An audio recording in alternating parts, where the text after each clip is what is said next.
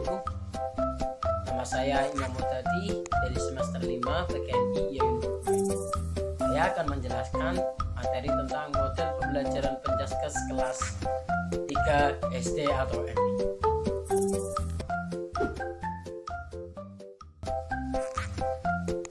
Yang pertama, model pembelajaran outdoor education. Model pembelajaran outdoor education pendidikan jasmani menekankan pada pengalaman belajar yang menyenangkan dan mengenal lingkungan yang adaptif dengan karakteristik siswa. Implementasi model pembelajaran outdoor education Penjas ini adalah pelaksanaan rencana pembelajaran yang harus dilakukan guru dan siswa sebagai subjek belajar bersama-sama mempelajari kompetensi yang telah ditentukan. Dalam pelaksanaan pembelajaran dirumuskan skenario pembelajaran yang meliputi pokok-pokok kegiatan outdoor education. Seperti yang pertama, pemanasan, yang kedua, pengembangan fitness, yang ketiga, inti pembelajaran, dan yang terakhir, penutup.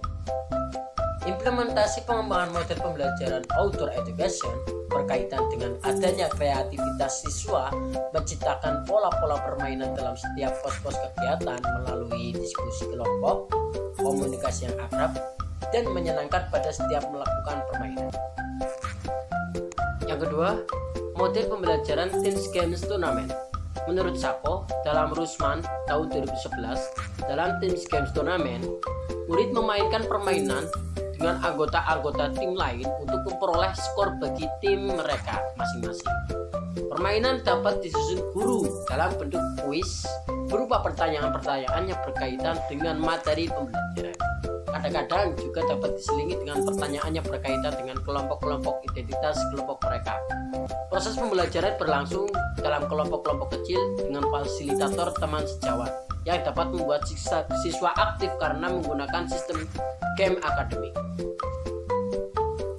Komponen TGT meliputi presentasi kelas, belajar kelompok, game, turnamen, dan penghargaan kelompok. Dengan pembelajaran TGT di kelas, menuntut siswa aktif dalam pembelajaran baik secara fisik, mental, maupun emosional guna mencapai hasil belajar yang optimal. Yang ketiga, model pembelajaran kooperatif tipe Jigsaw. Model pembelajaran kooperatif tipe Jigsaw adalah sebuah model belajar kooperatif yang memiliki beratkan kepada kerja kelompok siswa dalam bentuk kelompok kecil, seperti yang diungkapkan Lie tahun 1993 nomor 73, bahwa pembelajaran kooperatif model Jigsaw ini merupakan model belajar kooperatif dengan cara siswa belajar dalam kelompok kecil yang terdiri atas 4 sampai dengan 6 orang secara heterogen dan siswa bekerja sama selain ketergantungan positif dan bertanggung jawab secara mandiri. Model pembelajaran kooperatif Jigsaw merupakan metode yang dikembangkan oleh Elliot Aronson TKK. Langkah-langkah model pembelajaran Jigsaw adalah sebagai berikut. A. Siswa dibagi dalam beberapa kelompok yang terdiri 4-5 anggota. B. Bahan ajar disajikan kepada siswa dan siswi bertanggung jawab untuk mempelajarinya. C. Para anggota bertanggung jawab untuk mempelajari satu bahan ajar yang sama dan selanjutnya saling berkumpul untuk mengkaji bagian bahan tersebut. Kumpulan tersebut dinamakan kelompok pakar atau expert group. D. Kelompok pakar kembali ke kelompok semula atau home time dan menyampaikan materi yang dipelajari dalam kelompok pakar. E. Setelah diadakan pertemuan dan diskusi dalam kelompok asal atau home time, para siswa dievaluasi secara individual mengenai bahan yang telah dipelajari. Yang keempat, model pembelajaran peer teaching. Model pembelajaran peer teaching adalah siswa saling memberi pengetahuannya kepada sesama rekannya atau mengajar temannya sejawat. Peer teaching adalah pola belajar antar sesama siswa. Pada prakteknya di lapangan antara guru dan siswa tak dapat dipisahkan dari proses perubahan efeksi siswa dalam belajar. Model pembelajaran peer teaching akan memberikan interaksi di antara siswa dengan siswi, siswa dengan guru, sehingga proses pembelajaran akan lebih aktif. Model peer teaching akan menjadikan siswa lebih aktif menjalin komunikasi dengan tutor yang merupakan teman sejawatnya bila dibandingkan dengan guru yang perannya hanya mengawasi kegiatan pembelajaran di kelas. Yang kelima, pembelajaran Harrison. Salah satu model pembelajaran pendidikan jasmani yang termasuk dalam kategori model rekonstruksi sosial adalah model Harrison. Pembelajaran pendidikan jasmani dalam model ini lebih menekankan pada kesejahteraan individu secara total, pendekatan lebih berorientasi pada siswa, yaitu self-actualization. Pembelajaran pendidikan jasmani dalam model ini lebih menekankan pada kesejahteraan individu secara total, pendekatan lebih berorientasi pada siswa, yaitu self-actualization dan social reconstruction. Tujuan model Harrison ini adalah meningkatkan perkembangan personal siswa, yaitu melalui berbagai aktivitas, pengalaman belajar, gerak sesuai kurikulum yang berlaku. Model Harrison ini sering digunakan untuk membina disiplin. Untuk itu, model ini sering digunakan pada sekolah-sekolah yang bermasalah dengan kedisiplinannya pada siswa.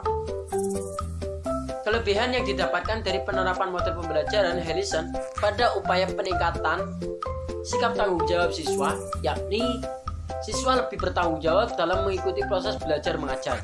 Namun, selain kelebihan model pembelajaran, Harrison juga memiliki kelemahan dan pada saat pelaksanaannya menemui beberapa kendala.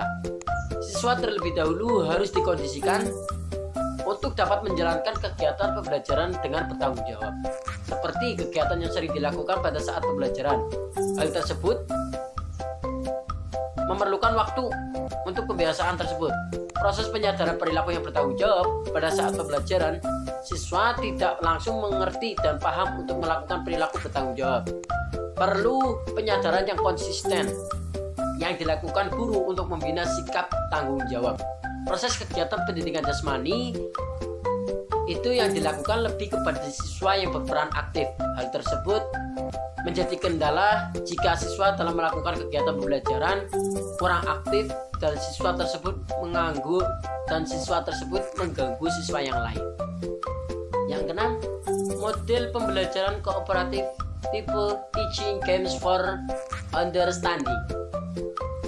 Teaching Games for Understanding merupakan model pembelajaran yang menekankan taktik permainan untuk dapat dimengerti. Sebagai pengenalan pertama, siswa harus mengetahui kenapa dan kapan keterampilan itu diperlukan dalam konteks permainan. Melaksanakan teknis dalam keterampilan, khususnya pada teknik dasar sepak bola. Bunker dan Tropo tahun 1986 dalam bukunya Metzler tahun 2000 menjelaskan bahwa model pembelajaran Teaching Games for Understanding didasarkan pada 6 komponen dalam proses pelaksanaannya, yaitu yang pertama permainan, yang kedua aplikasi permainan, yang ketiga kesadaran taktis, yang keempat membuat keputusan yang tepat, yang kelima melakukan keterampilan, dan yang keenam kinerja. GFU yang dilakukan dalam penerapan pola pemahaman permainan pada pembelajaran pendidikan jasmani cenderung lebih menekankan pada model pendekatan taktis. Yang ketujuh, model pembelajaran Sport Education.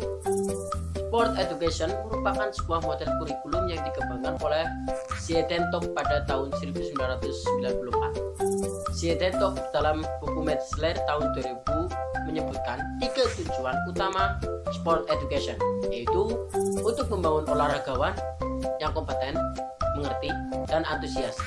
Aktivitas model kurikulum Sport Education memiliki 6 ciri utama yang dapat memberi identitas unik. Masing-masing gambaran merupakan adaptasi dari karakteristik manajemen olahraga yang nyata. Keenam ciri tersebut antara lain: yang pertama, musim; yang kedua, keanggotaan; yang ketiga, kompetensi resmi; yang keempat, pertandingan puncak; yang kelima, pencatat; yang kedelapan, model pembelajaran CTL. Pengertian model pembelajaran kontekstual adalah pembelajaran yang mendorong guru untuk menghubungkan antara materi pembelajaran yang diajarkan kepada siswa dengan keadaan nyata yang dialami siswa dalam kehidupan sehari-hari.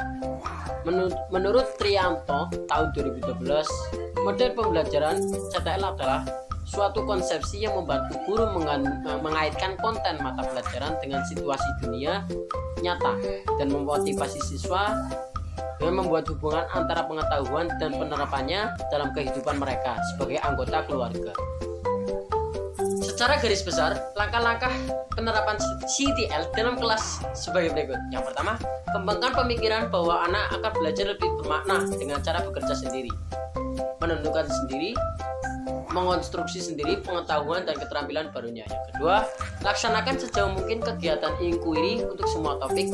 Yang ketiga, kembangkan sifat ingin tahu siswa dengan bertanya. Yang keempat, ciptakan masyarakat belajar atau belajar dalam kelompok-kelompok.